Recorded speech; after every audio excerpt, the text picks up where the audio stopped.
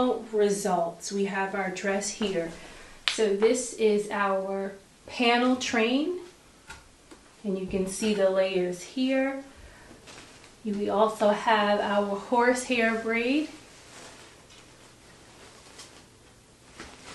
and just some of the other detailing. So now what we're going to do is we're going to focus on applying our appliques throughout the entirety based on our design. The funny thing is, as I was doing this, I accidentally, like, some of the tulle kind of went over, and I saw this as an alternative sort of design. I'm not sure if I'm going to go forward with it, but I definitely thought this would be a cute alternative to my original design. So I say that just so you guys can understand, like, sometimes the design process evolves. Even at the last stage, you might find an aspect of the design that you want to change or add to. So again, I saw that and I was like, wouldn't that be pretty if that was sort of like an accent of the dress? So I haven't quite nailed down if I'm going to do this, but I thought it was a nice touch. That being said, we're going to focus now on applying an applique to our design. Now, appliques are fairly simple as far as putting them on your mannequin. It's just more so time consuming in regards to sewing them on there. So what you want to do first is you want to make sure you have all your pieces pre-cut, and that way you don't have to worry about constantly going back in the course of it. And it also helps you to map out exactly where you're going to put each piece. So if they're already cut out, you know exactly how you want it to look, and with the aid of pins, you can sort of continuously rearrange where that applique is going to go. So for my design, I kind of had it going along the hip area, and it's the same for the back. So I'm just going to continue with that. You want to go in and you want to just using the pearl head pins, and the reason why you want to use these is that way when you're ready to remove these after you're done hand sewing, they're easy to remove, whereas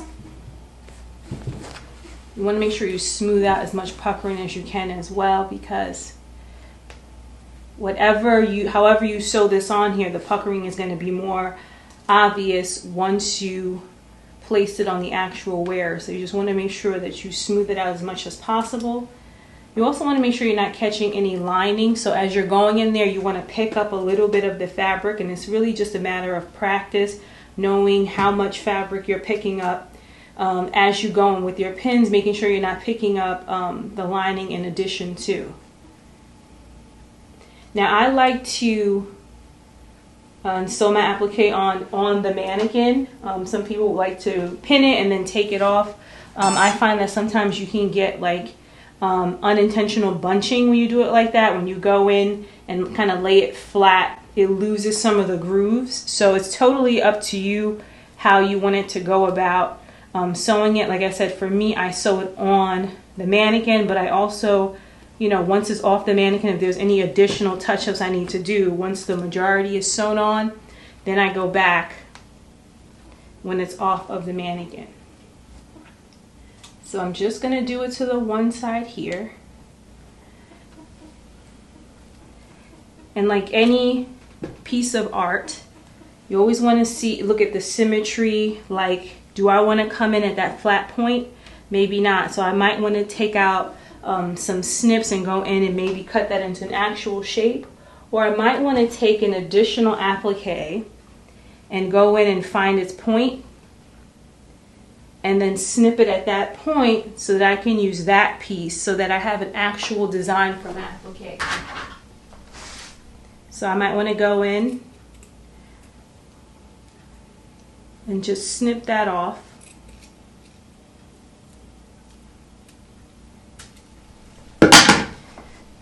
And now I have a more pronounced point, whereas before it was a little blunt, and that's not what I want. I want to have some sort of design. And now we went from that flat point to a more design. You can do this often as you want to do it, so that each applique is intentional and it's not just sort of on there very flat. As you can see here, the structure is very intentional, and I just want it to continue with that. So once you have your placement. For this, I'm going to use an invisible thread. You can see it, it's plastic. And I'm going to use this thread only because normally, for example, if you had a black applique that I used in the beginner class, then that would be fine. But because gold is kind of a tricky, especially anything metallic is kind of tricky, you want to go with invisible. That way you know for sure it won't show up on the other end. You can knot it. Sometimes it's tricky to knot the invisible thread, but you can go ahead and knot it. And then just go in. The other sort of time-consuming part about appliques, especially the kind that I'm using, is in order for this to be successful, you have to get within every single groove. So it's not like you can just sort of, any leaflet that I miss is going to be raised up, and that's not going to look nice. You want to make sure that you take your time and you go in and you focus on every single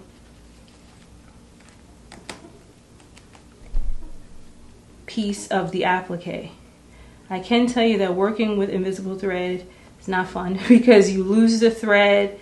It's wiry, so it gets tangled easily, whereas cotton thread, you can use the beeswax to kind of smooth it out. You don't have that with invisible thread, so you have to just sort of be patient. It does pop sometimes too. It's kind of frustrating. And again, just another labor of love when you're working with these kinds of designs. And that's it. That's your job for the next however many days it's going to take you to finish this. That's what you'll be doing. You'll be just sort of like meticulously, you know, going through with your needle and thread and sewing on each part of this applique. So I would be going, like I said, making sure you focus on each of these little points. Another advantage of using invisible thread is the fact that even if I accidentally went on top, normally when you're sewing on an applique or any kind of embellishment, you want to go under, you want to hide the thread. Invisible thread makes it so that you can actually sew on top and it won't be obvious. You still don't want to, you know, be lazy because you have that advantage. You still want to make sure you are within the practice of sewing with the thread being intentionally hidden. But like I said, the invisible thread allows you the added advantage of the fact that you can sew over, like I'm doing right now, and that you won't be able to see. And that's it. That is how you apply an applique. So we're going to do this entire process, and you'll put it however you want. If you want it some more to be along the bust area, if you wanted to add some to the bottom of your dress, it's totally up to you how you want this to look.